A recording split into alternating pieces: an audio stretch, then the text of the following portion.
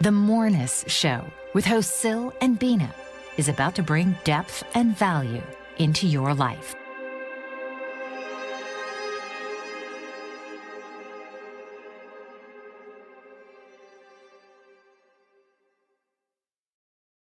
Okay, done. Brilliant, brilliant. We're alive.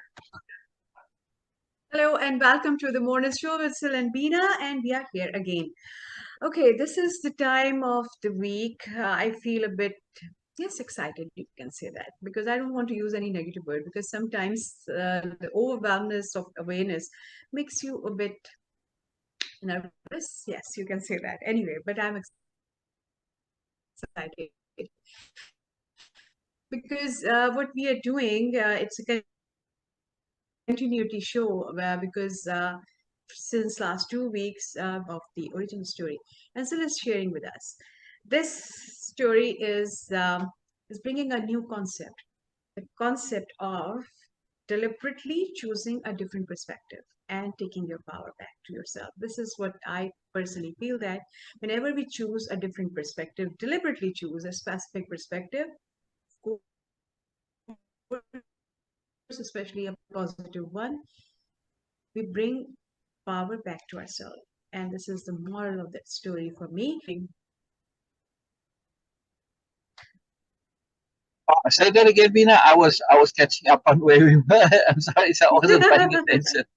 I was looking through the slides from last week. So. Yes, along with all other perspectives, and of course the value from the origin story. The main one for me so far is that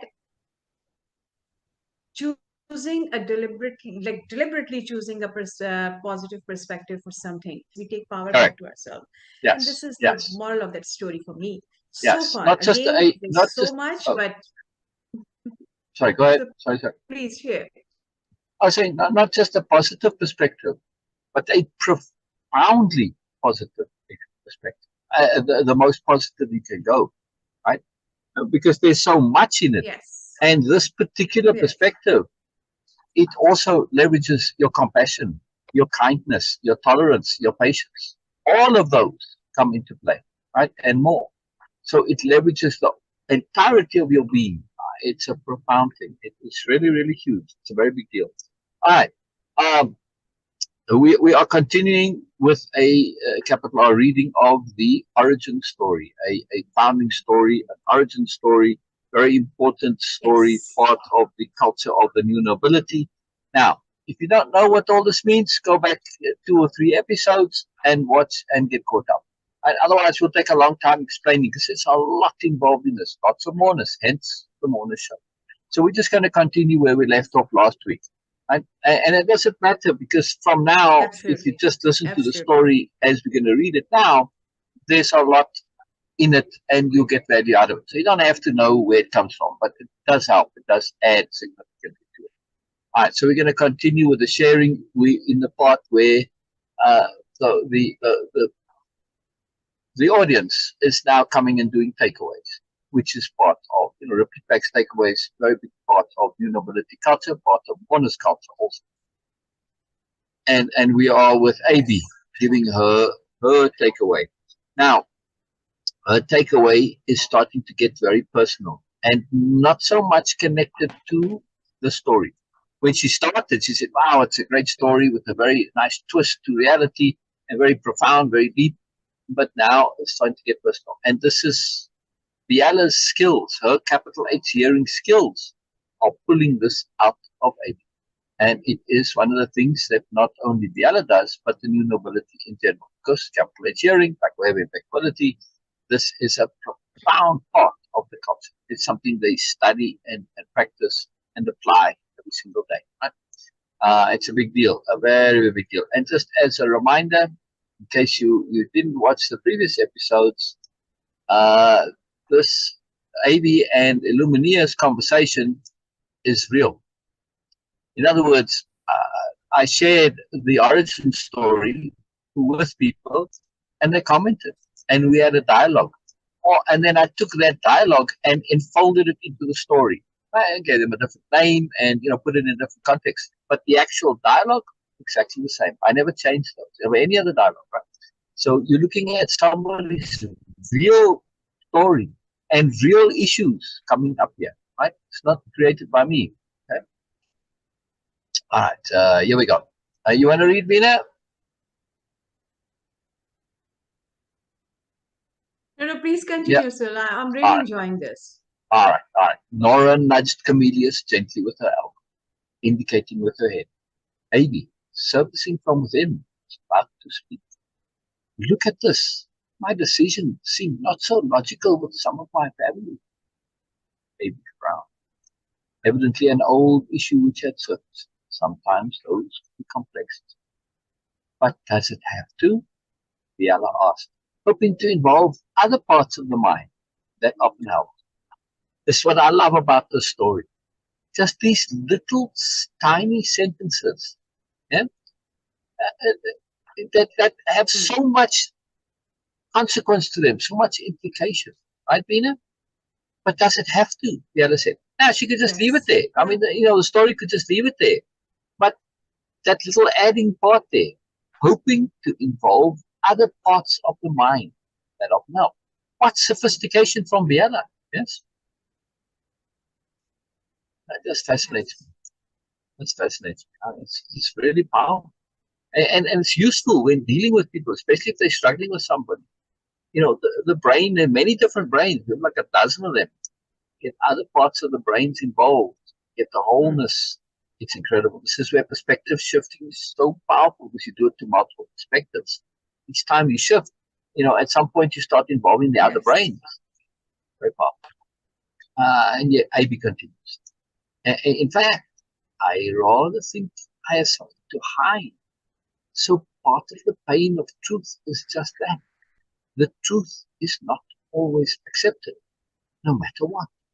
And when good people question it, even the right choices can cast doubt on the best choices. Even the right choices can cast doubt on the best choices. This is the other thing that I love about these conversations. I've chatted with these people many times, the people that I used as comments. Not all of them. Some I created myself, like all of Ursula's created by me. But these conversations, I had other conversations with them, and they're just ordinary people saying ordinary stuff. But when you create the right mood, the right atmosphere, the right environment, moreness comes. Yes, and they themselves are like, "Wow, did I say that really?" Because I would often do that. I would take what they said and put it back in text, because these were all text conversations, which is the power of it. It makes things a bit slower. I would quote them, put it in a quote and give it back to them, and they'd say, "Did I really say that?" Just to what happened? No, I was just saying that, okay, just to put it, make it more obvious that these are the real-time conversation with real people, and you are making it part of the story. So it's not completely, entirely fictional or utopian story. It is actually what's happening right here. No. The conceptuality is utopian. The setting is science fiction. The truth is real. You don't get away from that, right? The interactions are real. The psychology, especially Biella's psychology, Ursula's psychology, Camelius' psychology, this is real. The philosophy, very real. The practical techniques and strategies and things to do, those are all real. Yes. So it's just set in a way that makes it's a fun setting. But it's like our clothes. Our clothes are something that enhances us, or potentially or not, but it's not us. Right? It's something external to us that yet has an impact. Right? It makes us a little prettier to look at. Yeah. All right, so AB says, and when good people question it, even the right choices can cast doubt on the best. AB stopped again, searching. There is a metalogy, a meta-truth, in which it all makes sense. Yes? Biella asked. There is a metalogy, a meta-truth, in which it all makes sense. Yes? This is so powerful. understanding contextual relevancy, contextual relativity, contextual truth, contextual awareness, context, just understanding context is absolutely critical. Because when we look at things in a limited context, they can be absolutely seem like they make sense, but they don't. Right? We have to look in meta context, meta logic, meta. Biella asked. Yes. Down the line, I connect with I connect with a type of Joseph Campbell way, AB said, making a seldom used reference, unusual for the new nobles, always made every effort to internalize what they came across, making it their own, connecting to the abstract truth inherent in what they encountered. References were usually only made if the point was particular to the person being quoted. It wasn't now. This is again just this little extra here from the narrator. It gives us an insight into new nobility culture and the sophistication involved. In other words, to say a quote, right? You said, well, Einstein said this and this. Does it matter that Einstein said it? Sometimes, yes. Yeah? Because now it's giving you an insight into Einstein, and it matters because of him and who he was. But mostly, if it's a truth about physics or whatever, it doesn't matter if it came from Einstein or somebody else. He may have been the originator of it or not. Either way, it doesn't really change the nature of the quote. But sometimes, right, if somebody says something and it's coming from them, it changes what the quote means. Yeah. For instance, like if Einstein made some comments about his wife. Now, if you don't attribute it to Einstein, then those particular comments, they don't really mean anything. But it gives us an insight. Oh, well, now we understand this is Mrs. Einstein. He's talking about the dynamics. Right? You see my point? So this is the new nobility way. The reason they don't like to quote is because you are stating somebody else's point. And also the quotes give an artificial value to it when you say so and so, right? If you put it in quote form on its own, that's a different story. But as soon as you say, oh, so and so said it, there's an implication that it's more valuable because so and so said it. Well, you just have to go and look up foolish quotes by famous people, and you'll quickly be disabused of that notion, right? It's a truly, truly valuable exercise. I recommend it for everybody. And that's why this is unusual from AB. But AB is an aspirant, so okay, we give her some leeway, right? She's still learning. But AB was connected to a time before she knew the new nobility, to the style and ways of that time. Now, this is me just being artful as an author and the enfolding. Because, of course, my conversation with AB is, when I had the original conversation, it's not Biella and AB, it's me and my friend name. And it's in this time period, right? So the quotes and stuff, it's all relevant. She's not, I don't want the people I talk with to put it into future. And no, be real, just talk your own language and your stuff, right? So, but it makes sense though, because AB was talking about stuff that was pertinent to her then, was really pressing on her, was struggling with at that moment. For Biella, that's the past, right? Okay, so I balance it out. Give it context. Just a fun thing. Just extra. Yes. He states life may seem chaotic, AB continued, and much of young life may seem disconnected. Yet as we grow older, there is harmony, and it's all there for a reason. AB reached home. The other filled the pause, directing her comments at the delegates, never wasting a moment's opportunity. Remember, Biella's mandate is, in the story, she has a mandate to show these delegates to Nobilia from other planets what it is to be a new noble. So she has to demonstrate, not just tell them. And this is her demonstrating by taking this opportunity. This is the new nobility on a whole as a culture. They use every second. They don't waste anything. So they can understand. They will do this, and they never forget the center column, as I like to call it, their main purpose, right? Even though they may go off on a digression, always forget. They always remember with that.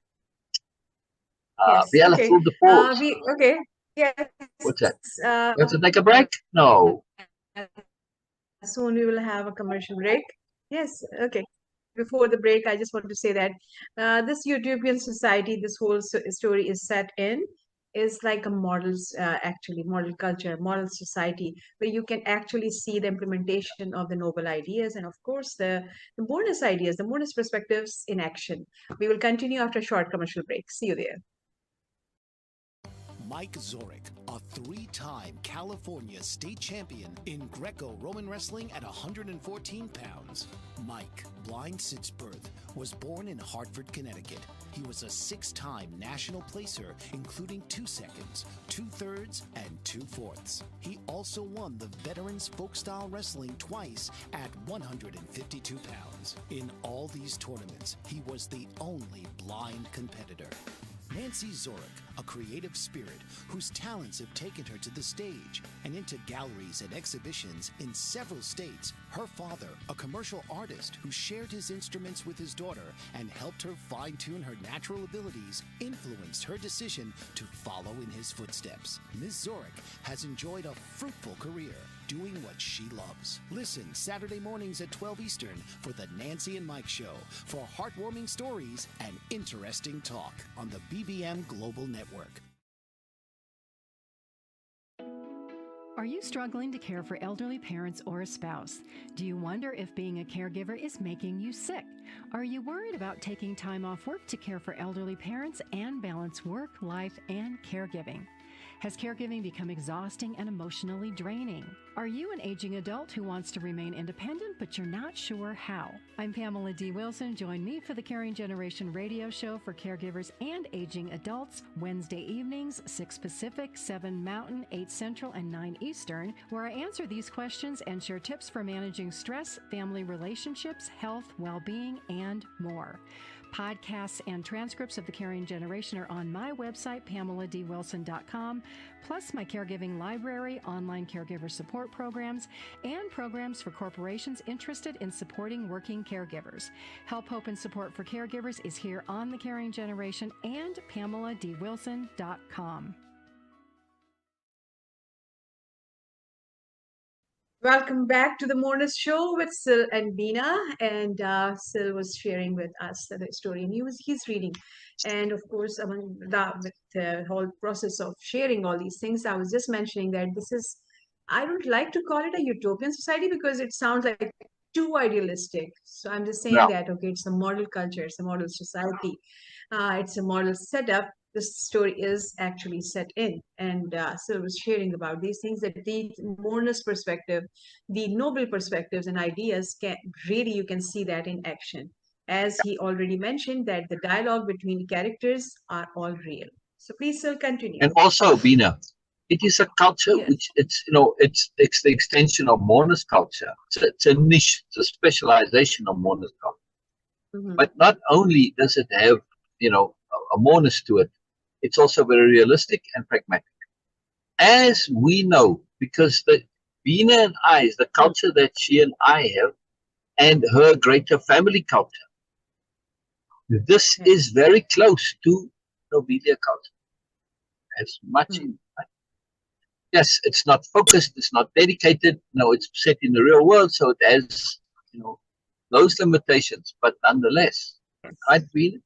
The actuality in a day-to-day basis. And your family recently mentioned that, with your sister's wedding and how everything came about, how much this culture Yes. that we share, the thoughts, the ideas, philosophies, the psychologies, the practices, all of it, how much impact and how things have changed for your greater family, right? Exactly. So Exactly. it's real. It's real, people. It's real. Because you mentioned, so I'm just giving a brief Good, description good. about that. That in Eastern culture, especially in subcontinent, wedding is a big, huge deal. Like having just 150 people, 200 people is just intimate thing for us. So like, okay, yes, now we have 1,000 people. Okay, now it's a wedding thing. Yeah. And managing all those people who are very keen to participate, and of course, but they have their cultural ideas also, and some conventional ideas about like how they should be treated, and they should welcomed, and of course, participating all these things. So it's a big deal. And my surprisingly, why I'm saying surprisingly, because in every event like this big, you always have something, some disappointment from their guest side that, okay, oh, I was not being welcomed like that. I was not being treated appropriately and all these things. Like, okay, I was not included and all these things. But my sister's wedding was kind of anomalous in this way that everybody was saying that we never attended such an event where we feel so welcomed. In fact, they all were feeling that this was their event. And it all came become possible because I was, and of course my family also, we were implementing the Moreness perspective. You're bringing value to that. Oh, wow. And it was not only changing the communication, but it was leveraging the energy. Because once you get freedom from all the nonsense and get really true to yourself and do things which you really enjoy and you genuinely feel, you don't feel stress. Even though the events were very stressful physically, mentally, but uh, physically, but not mentally for us. We were doing what we really like to do. So it was not manipulation there. It was not faking and wasting energy and other things. Exactly. So that's why it is very real. It is very real. Yes. And this is one of the most profound benefits of impeccability. Impeccability Yes. at its core. There are many understandings of impeccability, and we've shared it in previous episodes. But at its core, impeccability is the best use of energy. And when you stop Exactly. engaging in nonsense, which are energy drains, you have more energy for what matters. This is a profound shift. Profound shift. Profound shift. Let's continue. Biella filled the pause, directing her comments at the delegates, never wasting a moment's opportunity. It's exactly that. That connection to symbol, to the grand abstract. That's the core of the new nobility. Now look to what Biella does.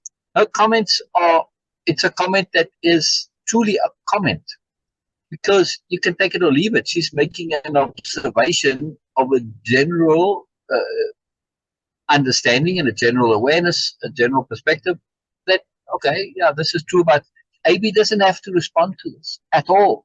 He just brings certain concepts and conceptions into the conversation, right? Symbol, grand abstract. Right? This is, she's naming what AB didn't quite name yet, right? You see? So now Yes. it brings that an awareness, even though she might not even use those words, it's part of the awareness. It's a very sophisticated mechanism of conversation. Right? Very beautiful. AB picked up again, finding her rhythm as a counterpoint to Biella. That's the other thing too, that when you engage in true conversation, there's a rhythm to it, right? And you balance, you fill in. So it's like dancing, right? And we are addressing a subject, good and evil. See, this is AB's perspective. Biella didn't necessarily bring up good and evil because they don't really think that way, the new nobility.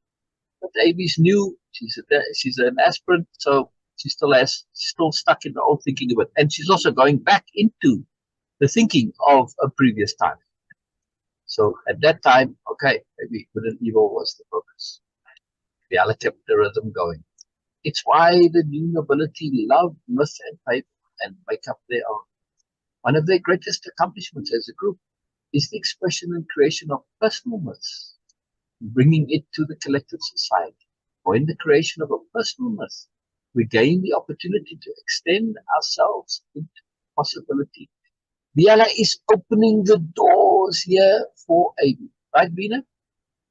Profoundly opening the doors for her. Yes? AB. And I understand this spiritually.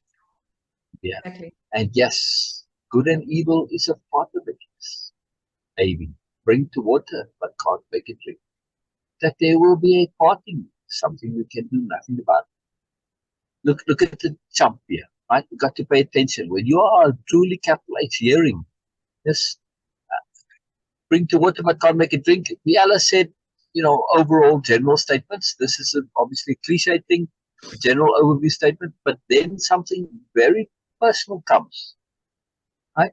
And there will be a parting, something we can do nothing about. This is a foreshadowing. Yeah.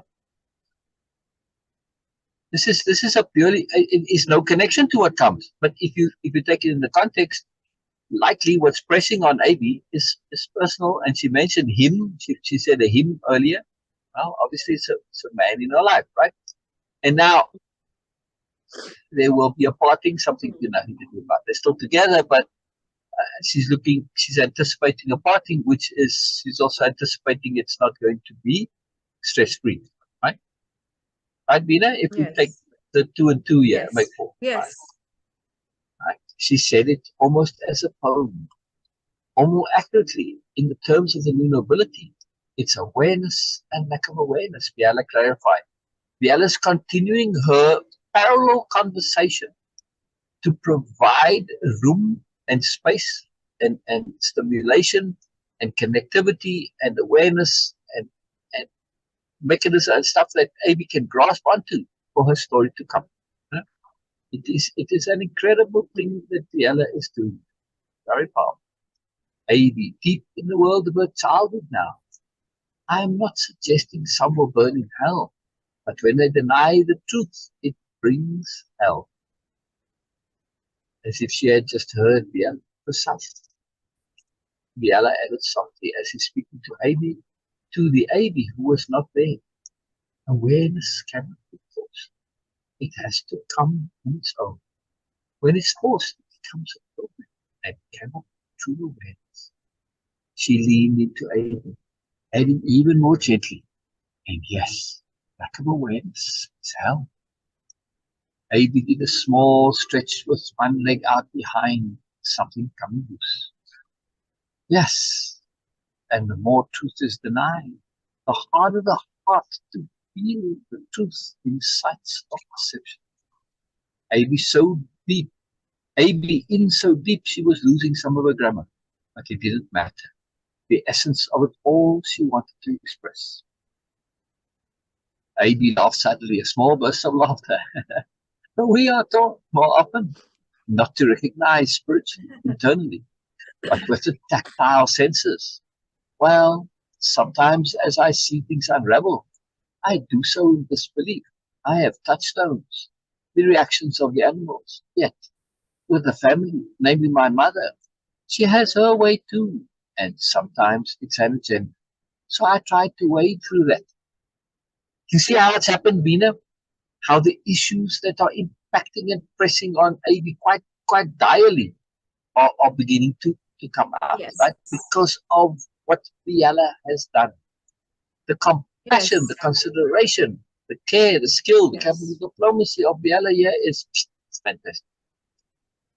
Biella added, the agendas and boxes of others can be very, very limiting, but it's what the myth is geared towards, a rearrangement of how we perceive others.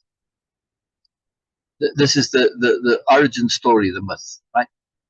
This grand myth, the angel myth. It's what it's all geared towards, a rearrangement of how we perceive others. To see all others as instruments for the enhancement of our awareness. Everyone, each and every single individual, no matter what.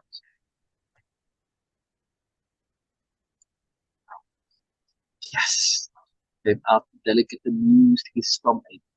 I really loved it because it brought an element of the story lost over time. How she went through the realness of emotion, corruption, but came back through another's innocence. Amazing regain for Amy. Amy seemed to have lost where she was heading. Biella felt the loss in Amy. What you have said, Amy, reminds me of Illumineer's takeaway earlier. Perhaps. Biella trailed off deliberately, hoping Amy would find the thread again. Amy responded. Listening to what she said, even the very language, the day's energy, the world's energy, can be changes with other language and mere time passing. Yes, very good. Amy was connecting internally. Much seemed to be happening inside her. Yes. Beautiful, baby, so beautiful. Does it bring you some of your song? Biella asked him. It does, Baby said with what sounded almost like a poem. I guess part of what happens as those events occur is sadness. First, to waste time on things that will mean beans later. But next, how many with love get involved and life have better things? So what evil does is slow the ticking of time, diverts it, and sends it all into a type of delay towards a better day and bliss. In other words, moreness, the future, it never comes. Later, never comes. Right? So when you get distracted, when you get diverted, this is a grand evil and you're always in this mindset of the good will come. You never actually get to it. Just keep hoping. You've got to have it now. Otherwise, you don't get there. Book 2 of the series by the way, is called The Perfection of Now, which really goes on about that particular thing. Sadness too, because change is hard. I wish he would just go away. But the more he returns, the more change I have to make. And in many ways, much of home is good, which I had sought a long time. But the home lacked were people having harmony, just the people and truth. So much sadness that no matter what, I lose something. It is not material, but of heart, by Sabastian. We hear AB's lament, the lament of so many. The most potent, the most deadly, the most horrible disease in our society today is loneliness. And it's not just my opinion, right? This is an actual documented fact. And here AB is articulating this. She's expressing what happens. Yes, you've got an okay home situation, but she says much of home is good, what I have sought a long time. So she got that, what she aspired to. But what I sought a long time, what the home lacked, were people having harmony, just the people and truth. Some sadness that no matter what, I lose something. And it's not material, but the heart, my serenity. She's realizing, in other words, that her culture that she's in, her personal culture of her friends and family, is not ideal. The home situation is good, but the culture is lacking, right? The culture is not a Moreness culture, and that's why there's no serenity. So it's not, material is okay, but there's no heart to it. There's no serenity. Incredible stuff, this incredible stuff. By the way, in this conversation, AB was incredibly moved by this conversation, as was the soul is missing. It really affected her. Yes. Yeah. Okay. It is what? Okay. So I'm just jumping in because take a break and we'll see you Please. after break. Oh, really? Yes. Oh. Dr. RC will share extraordinary resources and services that promote educational success, as well as making a difference in the lives of all social workers, as well as the lives of children, adolescents, and teens of today. She will have open discussions addressing many of the issues that we face about our youth and how being employed in the uniquely skilled profession of social work for over 18 years has taught invaluable lessons through her personal experiences. She will also provide real-life facts, examples, and personal stories that will confirm that why serving as a child advocate is extremely beneficial when addressing the needs of the whole child. Listen live to Dare to Soar, Saturdays, 10 a.m. Eastern on the BBM Global Network, and tune in radio as Dr. RC will provide thought-provoking information that will empower, encourage, and strengthen students, families, and communities across our nation. You can also visit her at soarwithkatie.com. Author, radio show host, and coach John M. Hawkins reveals strategies to help gain perspective, build confidence, find clarity, achieve goals. John M. Hawkins' new book, Coached to Greatness, Unlock Your Full Potential with Limitless Growth, published by iUniverse. Hawkins reveals strategies to help readers accomplish more. He believes the book can coach them to greatness. Hawkins says that the best athletes get to the top of their sport with the help of coaches, mentors, and others. He shares guidance that helps readers reflect on what motivates them. rediscover and assess their core values, philosophies, and competencies, find settings that allow them to be the most productive, and track their progress towards accomplishing goals. Listen to John Hawkins' My Strategy, Saturdays, 1 p.m. Eastern on the BBN Global Network and TuneIn Radio.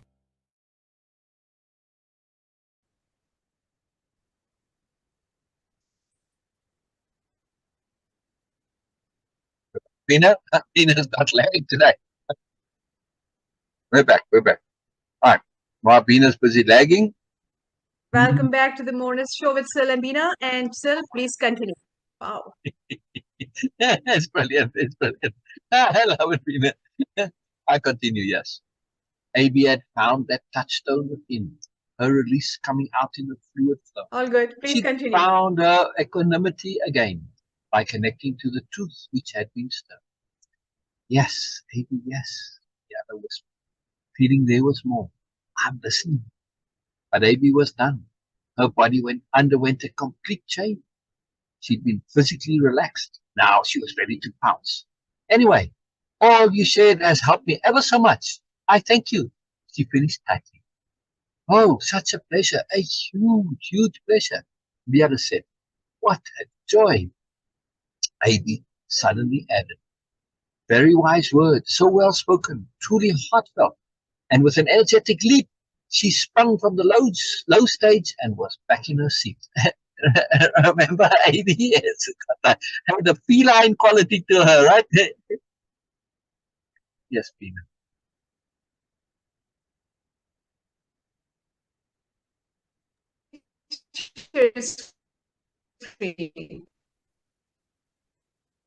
Say again, please.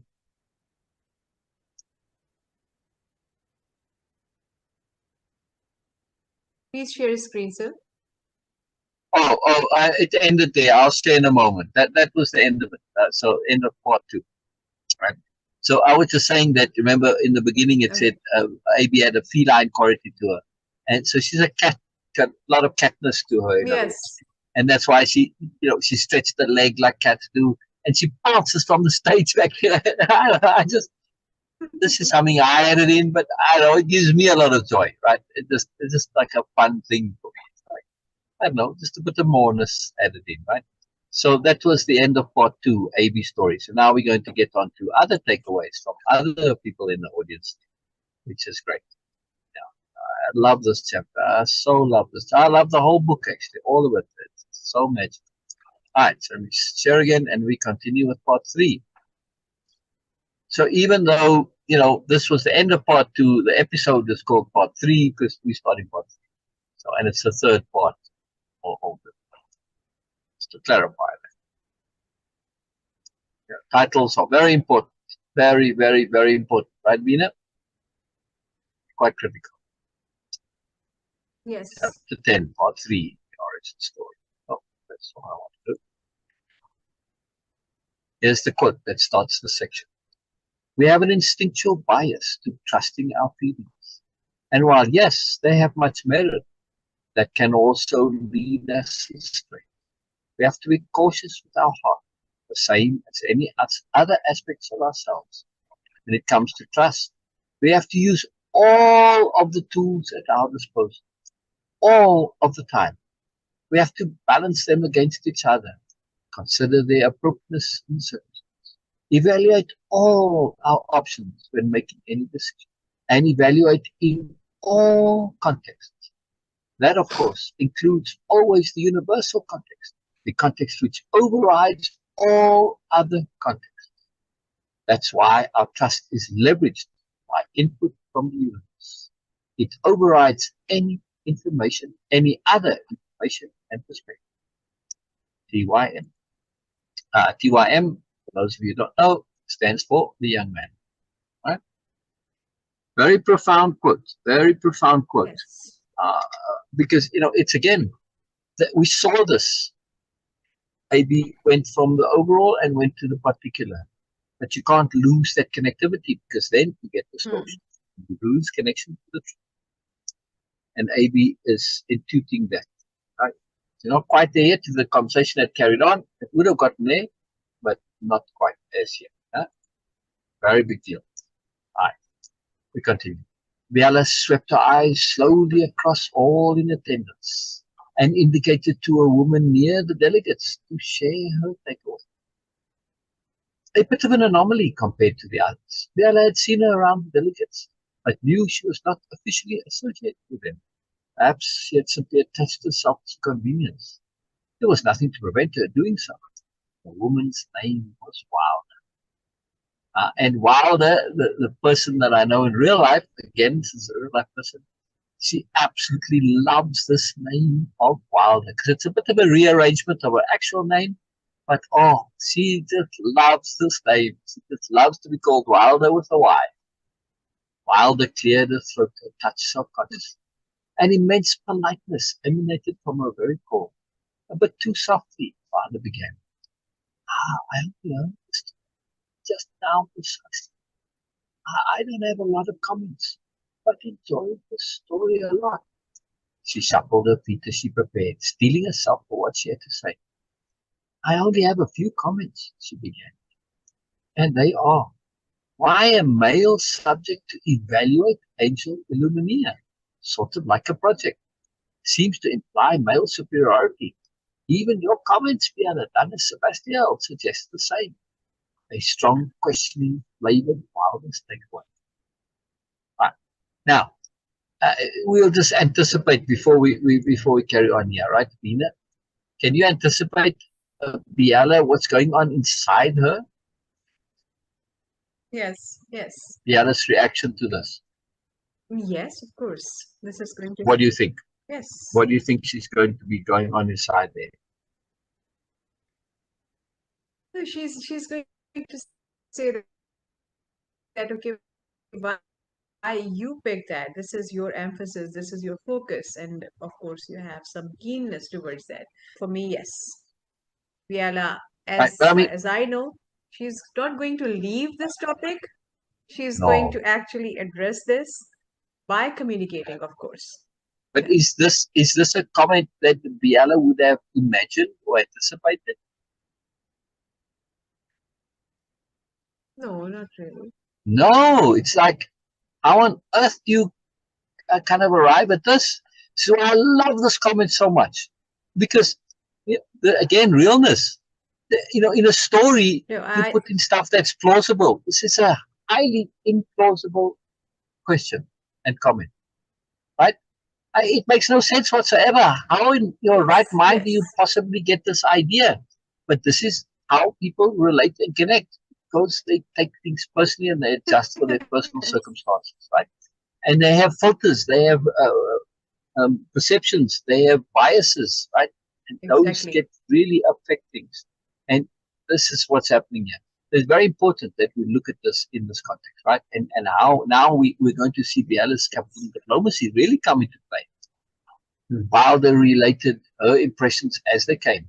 However, in listening further, I like how you handled him in his remarks in the most good way. Wilder smiled a happy one. I also like the implied authenticity in her laugh, as Sabastian said.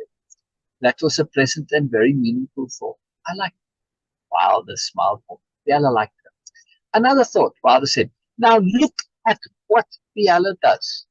In most situations when somebody says something which is preposterous, right? There's no debating this.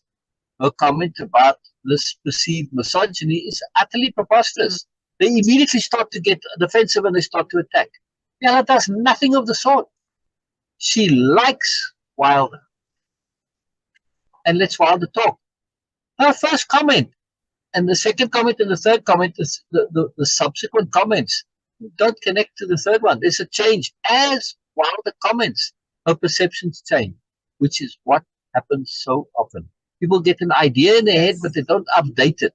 So they share it because it was important at the time, and they remember, oh, this was important, I got to share it.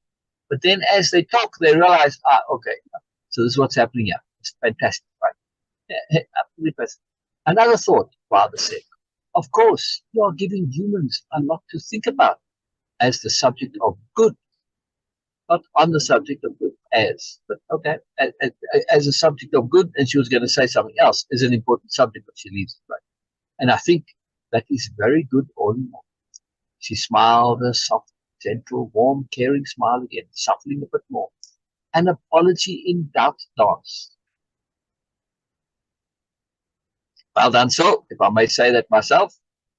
An apology in doubt dance, right? It's all hyphenated there. You've seen people do this, right? Where they apologize for their doubt to that little shuffle. Right, Beena? You've seen it? Yes? Screen is wonderfully frozen of you, Beena, with a marvelous smile. Very beautiful. Anyway, I'll carry on. Love your telling, and so sorry, not more comments. Biella was a trifle surprised at Wilder's perceptions, but it wasn't uncommon for someone to misunderstand the story. Many factors could contribute, such as a momentary lapse of attention, or perhaps a pressing personal perspective. Both Illumina and AB's takeaways had been substantially affected by personal memory, although they had not misunderstood a fundamental part of the story. Wilder's perception presented an interesting challenge for Biella. Typically, if it had been mostly new neighbors and aspirants, and someone not familiar with the story, misunderstanding in such a way, one of the new nobles near the person would engage them privately, explain the story to them, and deal with the misunderstanding. But Biella had delegates to consider, concerned that they too may have this perception. Besides, Biella grinned to herself. There was much to the origin story, which had not surfaced in this particular telling. Responding to Wilder would be an ideal opportunity to elaborate. Biella and the new nobility in general loved multi-purpose. Biella adjusted the illumination to take Wilder out of the light. Kindness and consideration. Wilder was a bit uncomfortable speaking up, and it was great for her to do so. But now, and when the one who speaks, the light goes so that everybody can see them. Of course, he takes her out of it since he's not constantly in attention, and now it shifts. Wilder's made a contribution, and maybe she'll come back to Wilder, but now it's about Biella's response. She's not necessarily looking to have a dialogue with Wilder, and Wilder's not necessarily looking to have a dialogue either, otherwise she would have come up to the stage, right, like AB did. She's in the back there. So it's just a comment. And so this turning off the lights is, again, sophisticated awareness and consideration. The comment about the male-female dynamic is most interesting. I'm intrigued. Initially, it came across as an evaluation. Sabastian loved Illumina dearly. He loved her so much. He saw her as an angel. Keep in mind, from his perspective, she was the angel, not him. He could know for sure. The fact that Sabastian is male and Illumina female is merely a happenstance, the origin of the story. Sebastian would be a bit aghast to think there was any hint of superiority from him. He would readily agree the reverse is something he might be, and most likely was, guilty of. He adored and loved Illumina dearly. Biella's smile reflected Sebastian's. The origins of the story lie, of course, with the young man. He observed and noticed this angel behavior in his dear friend. The young man would struggle to hear those comments, but he'd also welcome, as do I.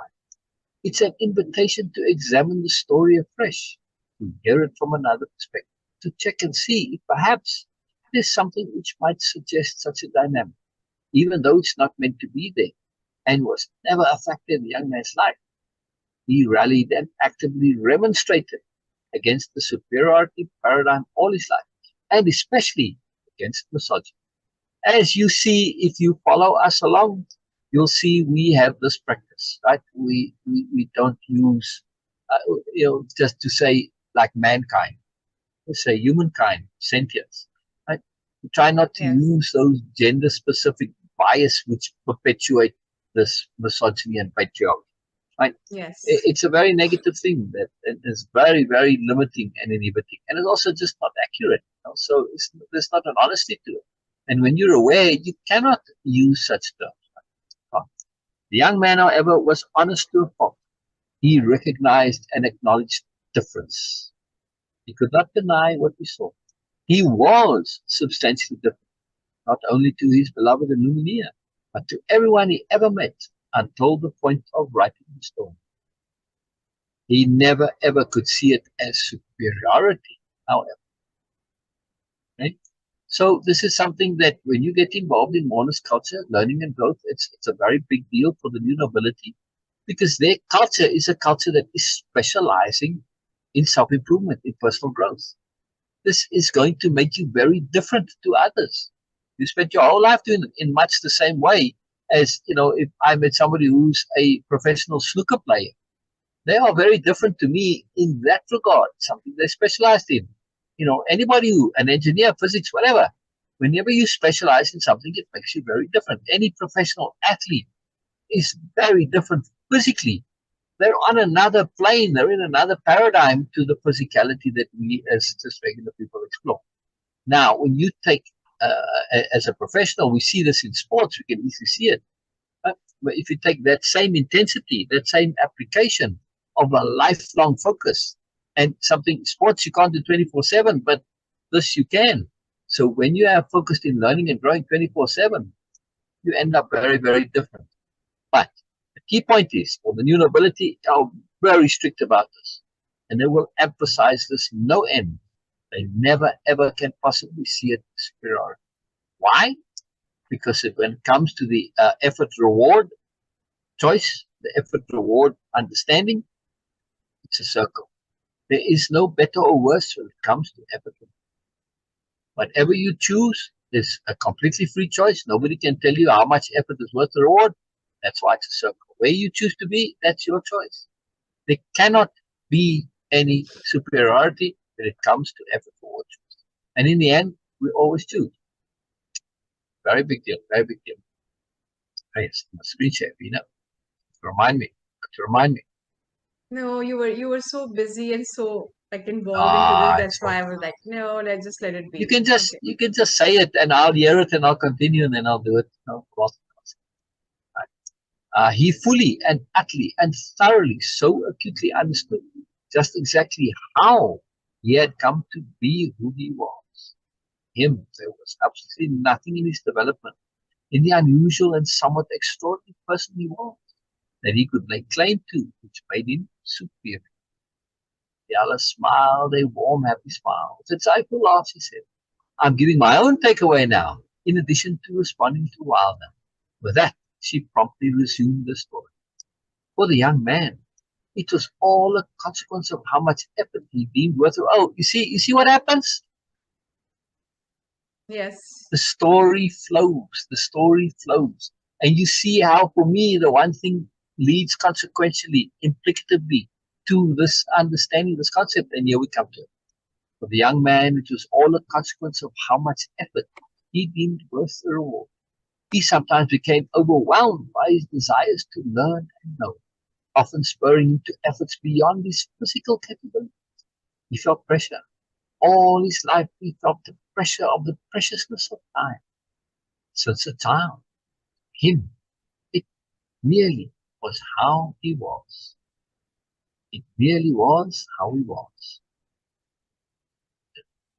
How he was. He liked personally, but he could not see it as superior when it came at such a massive cost of time and energy. He clearly knew that for most people he had ever known, his way of living was most certainly not recommended. So how could it be superior? He knew it was simply different, one color out of the next. The young man was a proponent of difference all his life. Repeatedly, he would advocate, celebrate difference. Biella dimmed the lights. And you can look it up as a hashtag, by the way, hashtag celebrate difference. Biella dimmed the lights, returning to story mode. Above her head, a scene from history appeared. A group of extremely earnest individuals busied themselves with unknown activities. They weren't dressed as the current new nobles were, more like prototype versions. The origin story is called the origin story, Biella continued, because in it are the origins of the new nobility. It's a subtle story, much loved by the new nobility, even though they came later. Biella grinned, the images above her replaced by angels. Actually, the origin story is not about angels. Ah, really? Actually, the origin story is not about angels. The new nobility as a whole do not believe in angels. Biella held up a hand to forestall protests from a few of the delegates. Yes, that surprises many, but they certainly do believe in the possibility of angels, slash aliens, slash supernatural, slash anything at all. Right? The origin story is a story about leverage. Wow, that's a nice surprise, right, Beena? Yes. The origin story is a story about leverage, self-leverage, a story about finding a way to see people in a way which is, well, noble. There is no need to see people that way. There's no need to see people this way. It's a choice of love and goodness, a choice of perspective, perception and perspective. One that does not need to be made. Yeah. Yes. Yeah, it didn't need to be made. It does not need to be made. Images of the earnest Sabastian radiating love appeared. Sabastian chose to see Illumina in the absolute best possible way he could.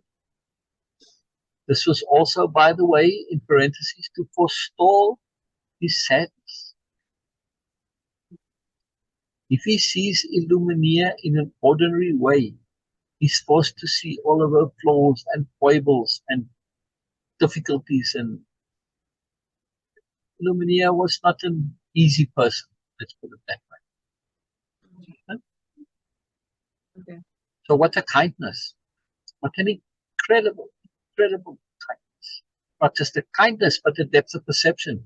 To see, he understood the externalities which made her sometimes a very difficult person. She could also go from one extreme to the other, from extreme sweetness to real not so sweet. But he understood this. He understood the factors that contributed to it, and the trap that she'd fallen in, the awareness trap, her personal culture trap, etc. He understood it all, and through understanding, he had compassion.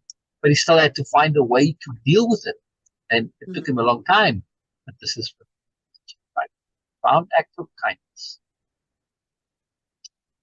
Sabastian chose to see Illumina in the best possible way he could. Sabastian and Illumina had traveled a long path of learning and growing together. A path where their learning and growing also differed substantially. Another part of the set. They not only knew their own foibles and points of needed learning well, but did so of each other. However, they acted on that knowledge very differently, since this was their focus, and since Sabastian totally and thoroughly understood all too well the power of emphasis, he felt it extremely critical and imperative to find a way in which to perceive Illumina, which would not lock him into perceiving her in terms of not only her past, but of what she herself also knew she still had to know, just as he himself still had so much to learn and grow. Yeah? I just love this. I just love this. This is just nobility in action, right, Beena? Yes.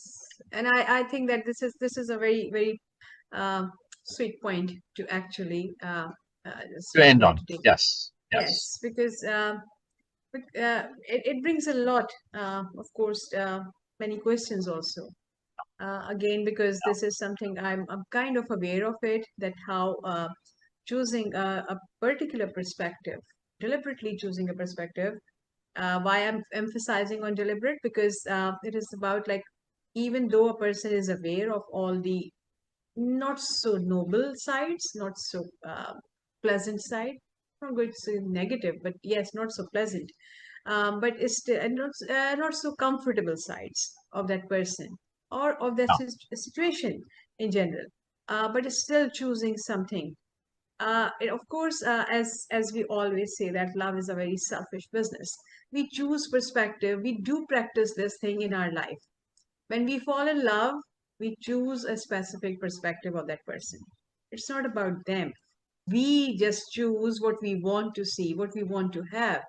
And we just completely isolate, in complete isolation, we focus on those qualities. And this is what happened. But in this particular setup, no, new nobles are doing it with awareness. Mostly when we fall in love, we just say that without having complete awareness of it. We just want to stay in that feeling. And of course, it is our choice, but we seldom accept that. But new nobles are completely aware of it. They know that what they are doing. So it's not like they are unaware and they're just falling into something.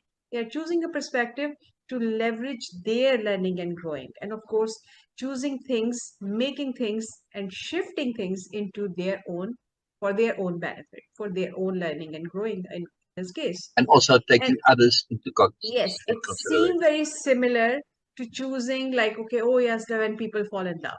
It seemed like that, okay, they just do that thing.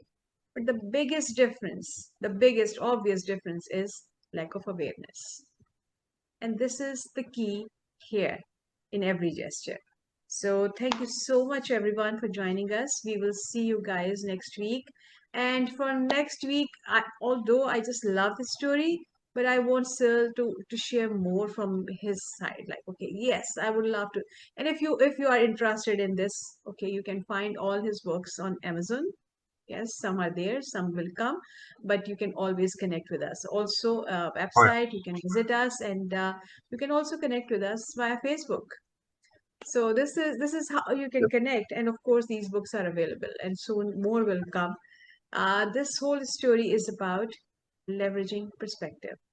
You are Oh, yeah. seeing that, you're experiencing this right there in action. Leveraging Like I said, behavior. Leveraging exactly, behavior. Yeah. exactly, Bye bye, everybody. exactly. See you next week. Maybe next week at a different time. We're hoping, but we'll see you Yes, next week. thank you so much. Thank Bye you bye. so much, Bye Christian. bye. Of course, he's helping us behind. And thank you so much, Engineer. everyone, for joining us. We will see you Yeah. guys next week. Bye for Bye now. bye. Bye bye, everybody. This has been The Moreness Show with Sil and Beena. Tune in each week as they focus on bringing joy and peace of being to us all. Thursdays, 9 p.m. Eastern on the Bold, Brave TV network. Powered by B2 Studios.